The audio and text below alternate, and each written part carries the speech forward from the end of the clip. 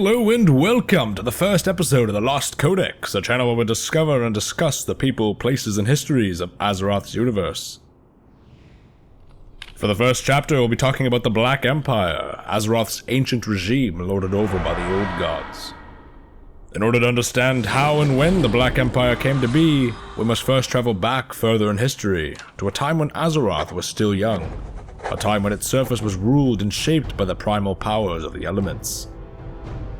4 primordial forces held dominance over the young world: fire, wind, water, and earth, while the 5th element, the element of spirit, was mostly absent. Due to this absence, balance between the other 4 were not upheld, and the entire planet became a battleground for the ancient primal spirits that dwelled there. Ragnaros, the Fire Lord, Neptulon, the Tide Hunter, Ahn'Qiraj, the Wind Lord, and Therazane, the Stone Mother. For countless ages, these 4 lords and their armies clashed and reshaped the surface of Azeroth in their image, relishing in the chaos that churned in their destructive wake. This would soon change, as the hostile reign of the elements would soon come to an end with the arrival of a new, outside threat. Like living asteroids of meat, several beings crashed into Azeroth's largest continent. From the scattered crash sites, 4 old gods rose as terrifying entities of flesh, with cavernous maws of sharp teeth, hundreds of evil staring eyes, and black tendrils that crawled and seeped into the earth. These 4 beings would be known as Yogg-Saron, N'Zoth, Cthulhu, and Yogg-Saron. From the living miasma that seeped from their shapeless forms, 2 races were born into existence. The Nuraki were the first to take form as hulking, eldritch beings of flesh and limbs. These terrifying flesh fiends would be known as the Faceless Ones, and would serve as the overlords of the old gods. Next, the Ahn'Qiraj were born in the form of smaller, insectoid-like creatures.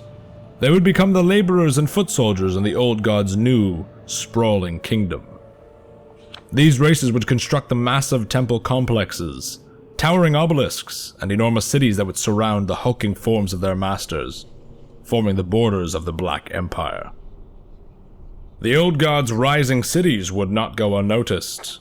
The elemental spirits would not allow these invaders to go unchallenged, and together combined their might to bring down the old gods. The 4 elemental lords banded together and took the fight to the Black Empire.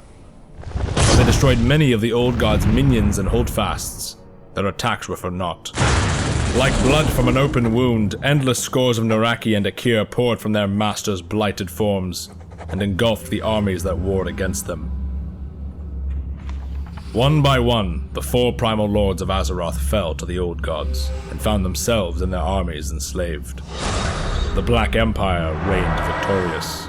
Their legions spread, and the elemental armies absorbed into their ranks. From the dark cities and the hulking, tumorous bodies of the old gods, Azeroth was plunged into an age of nightmare. Thank you for joining us today. If you enjoyed our opening chapter, hit the like button below. If you want to request a future topic or leave feedback, please leave a comment. And if you want to see more from the dusty pages of the Lost Codex, click the subscribe button. Stay tuned for Chapter 2 of the Black Empire.